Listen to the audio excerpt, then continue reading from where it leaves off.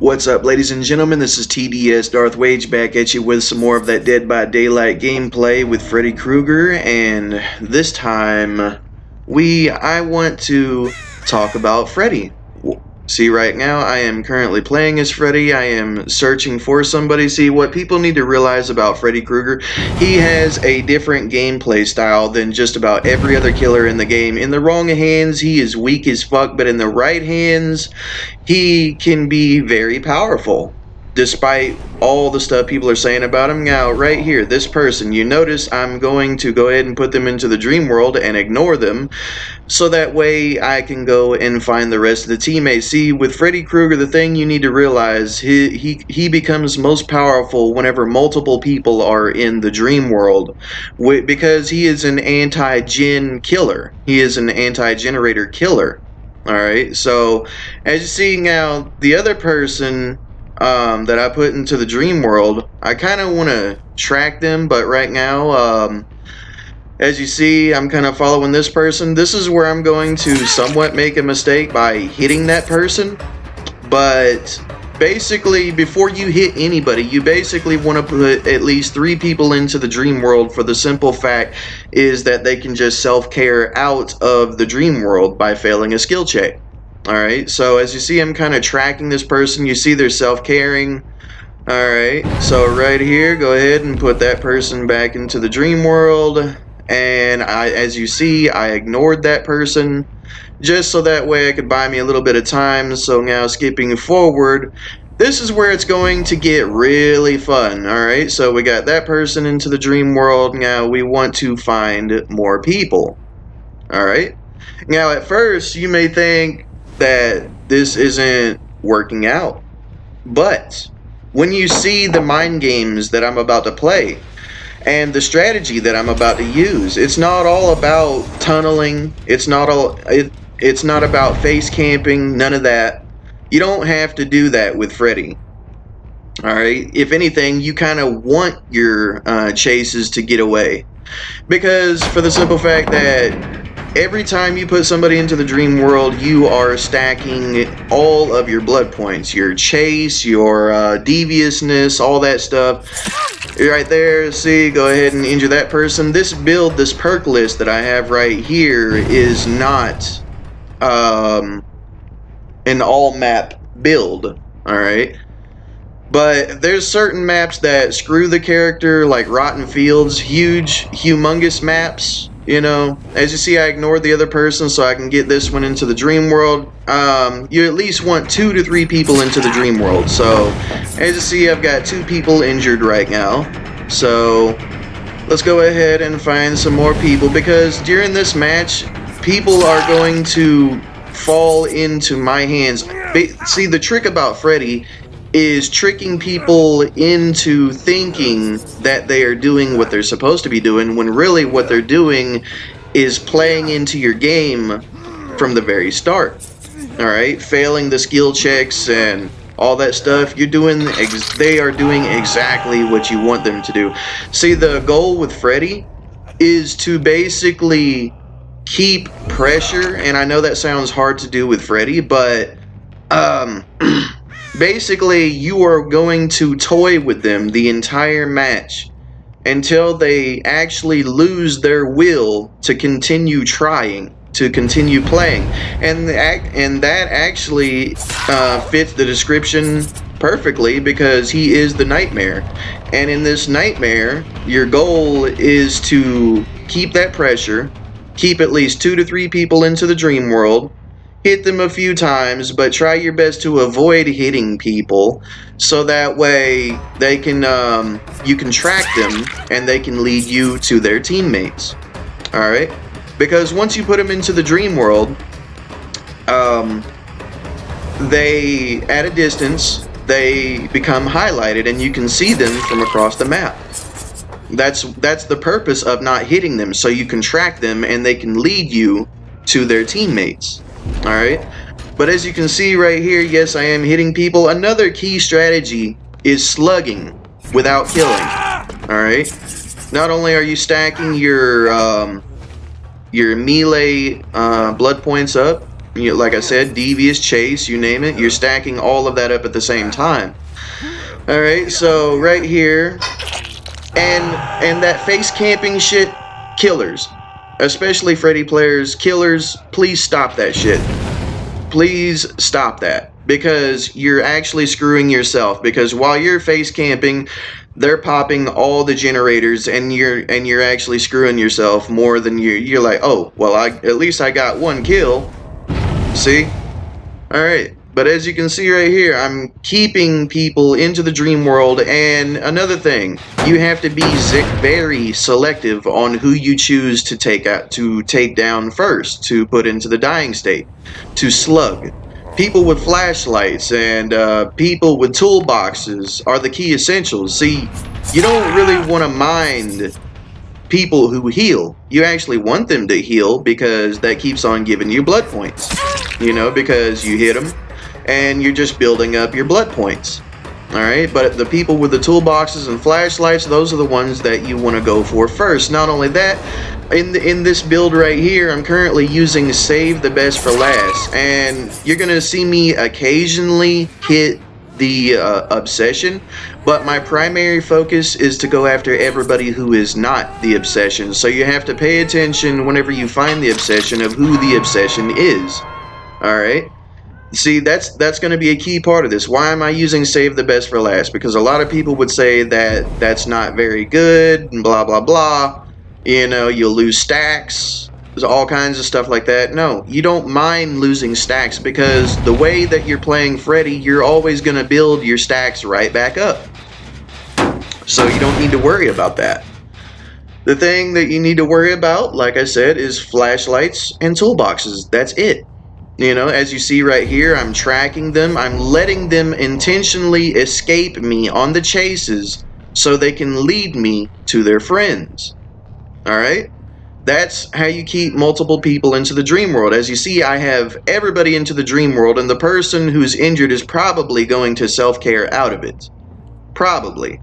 Not saying that he will, but anyway, Freddy has the hugest mind game potential, and nobody really recognizes it, because everybody's used to Billy and Myers and Pig and everybody else. You know, Leatherface, you know, all those characters. Freddy is unique. He has a way different playstyle than everybody else in the game. See that person right there? Literally stopped running because I got inside their head. I made her stop. She literally did not even want to run anymore, because I have been keeping pressure, and that person just rage quit because I was keeping constant pressure, and they're not really getting, they've completed one generator out of 8 minutes. Alright? And another thing to keep in mind, some of the maps do not benefit Freddy Krueger whatsoever. The huge maps, like the inside maps, is where Freddy really shines. The inside maps. Honestly, his own map, the preschool, actually does not really work to his benefit very much. But like this map, the Meat Factory or whatever it's called, this map, he really shines in this map. Maps like Rotten Fields and all the wide open, basically the maps with the cornfields, to me is bullshit. But yeah, that's besides the point. Now, as you see right here, one person already rage quit because they became annoyed. They became irritated. I literally was the nightmare for that person in this match. And as you see, I still have 3 people currently, well, 2 people into the dream world. I forgot that person rage quit. Now, this is another thing. They have got to desperate means. Now they're just pallet slamming, which is also working to my benefit. It's also stacking blood points, because now they're at the point where they don't know what to do. They're like, my God, you know, like, what can I do? Like, he's always rushing the generators. He's always finding me. I'm literally inside their head. They're slamming pallets down. Now I am basically destroying pallets, right? So once they exhaust all of their pallets, they literally have no way to escape me. As you see right there, I did hit the obsession, but that's only as a mind game to the obsession. You know, because they're gonna be like, oh, he's just using save the best for last, so I'll just gen rush and he won't do anything to me. No. See, the thing about it is, you want to hit him every now and again just to remind him, hey, I know you're here. And no, I'm not using save the best for last, right? So that tricks them into thinking that you're not using save the best for last. Because they're going to be like, oh, well, he ain't hitting me, so I'll just go and gen rush and he won't hit me. No, that's why you got to remind them, hey, bitch, I will hit you. And then they're going to be like, oh, well, maybe he's not using save the best for last at all. So now they're trying to figure out what I'm using and what I'm doing. Right? Alright, so right there I'm going to go ahead and slug that person, because I know somebody's going to want to come and heal him, or pick that person up off the ground. See, now I have 2 down right there, reminding the obsession that, hey, you're not immune to me, motherfucker. I will still put you down. I still will. I would say you can down the obsession twice, but do not kill him. Save him. Especially with the save the best for last. You want to save that, so that way you can go around to the other ones. You're literally saving the best for last. You kill all of his teammates around him and leave him for last. Alright? See? More another pallet thrown down. They're running out of options. They're losing their will to live. They're losing their will to play. Alright? That's basically how this is working out. Like I said, it's one huge mind game. Like this person right here. Let's see. Let's see if I've got inside this person's mind. I hope I have. Because if I have, this person will literally quit running and allow me to knock them down. But, ooh, okay. So still, she's over there like, oh yeah, I threw a pallet down. Okay. So I ignored that person. And see, it worked to my benefit. Because I ignored that person because she's going to be in the dream world. It still works to my benefit. And now I can go around and chase the other teammates. Right? See, with them, they like to play mind games with the killer just as much as the killer does with the survivor. Because they try to use distractions and everything like that. But the thing is, everybody's already in the dream world. So, one's already slugged. This person's down again. Alright. So, now, what's going to happen? The other person... Okay, here's this person. Alright, let's see. Has this person... See flashlight. That's the one I wanted. That's the one I'm trying to take out right now. Not that I'm necessarily tunneling, but I want that flashlight out of the way. Because that flashlight can help in a ton of scenarios, but they've already exhausted most of the pallets. So, really, that flashlight's not really going to be that beneficial because they played sloppy, and I've literally been inside their head to the point that they don't know what to do. They're just exhausting pallets. They're not really getting enough time to get too many generators done. You know, see right there. I allowed that to happen. And no, that's not camping. I was literally all the way upstairs, all the way away from them. And I let that person escape, as you could see just then. That person with a flashlight, I allowed them to escape just so that way they can think they're safe. And she's going to try to self-care. Well, guess what's going to happen? I'm just going to come over here now that I see where she decided to go. And I'm going to try to hit them, but I miss. Okay, another pallet. Thank you. Alright, so that pallet's gone. Like I said, they are playing into exactly what I want them to do. They are doing exactly what I want them to do, and they think, oh, I'm escaping. Man, this is a bad killer. He's just trash. No. I am literally making you do everything that I want you to do without you even realizing it as Freddy Krueger. I hit you. I put you into the dream world. I don't hit you. I ignore you. I go after the rest of your friends. What is that person forced to do? That person is forced to go to a generator and fail a skill check, and then they're going to be like, oh, well, I can just use these generators and escape out of the dream world. Okay, go ahead and fail the skill check. See, like I said, Freddy is anti-generator. So what do? You put perks that benefit anti-generator, people failing skill checks. That's what you put on Freddy Krueger, is so that way people are forced to fail the skill checks and it works in your benefit by regressing the generator. Alright? And then they're going to be like, oh, well, I'll just keep on working on the generator. So, Okay, just see right there, that person literally stopped running. That is the key point of this build. Well, not this build, but of Freddy Krueger in general, is to make them lose their will to continue. Make them lose their will to fight. That is the nightmare. Is you're literally hitting them and they start catching on and they start losing hope. Like, that person didn't even bother to keep on running. Literally just said fuck it and let me hit them. That is exactly what Freddy is all about. Even in the Nightmare on Elm Street remake, what was it he said to that girl? He literally said he wanted to keep her awake long enough to where she would never wake up again, right? As in, her body would completely shut down. And that is the same thing that they took the inspiration from with this build, is you keep on applying that pressure, allowing them to escape. Now, allowing them to escape, what else does that do? Allowing them to escape is literally you toying with them and tracking them at the same time. It's all a part of the mind game. You know, it's literally all a part of the mind game that people don't catch on to.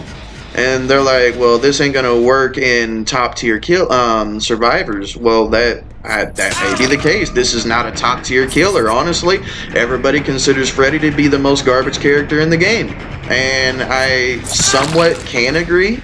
But with the right perks, with the right add-ons, Freddy can be very strong, even versus high tier versus rank one survivors. You know, now the thing is, you need to realize he has to rely on his add-ons. His add-ons are key essential. Now, what I have in this is the unicorn block and the green dress, the yellow dress. Alright? See, another pallet slam, but I'm gonna go ahead and ignore that one. I want to keep on the chase. As you see, I keep on slugging them, but I'm not necessarily killing them. I'm killing them slowly. See, right there. This guy literally went to desperate means, literally trying to pick somebody up right in my face. And guess what? It's in-game, people. Now, this person is about to go ahead and die because I have literally exhausted them mentally and physically, as in their character in the game. Physically, I have exhausted them. I have mind gamed them to the point that they did exactly what I wanted them to do throughout the entire match. Alright? You know, I don't know if people can agree with me on this, but let me know what you think. And as you see right here, the obsession. He is the last one on the hook, right? Because I saved the best for last. And that falls into Freddy's gameplay 100%. Alright? So I hope some people will find this gameplay helpful, this information helpful. I hope somebody will like this video because my channel could really use some love right now, especially for what I'm providing, you know, for the Dead by Daylight game. You know, I want people to understand Freddy better and more clearly. You know, all that stuff that people are hearing, forget what you heard and just listen to me.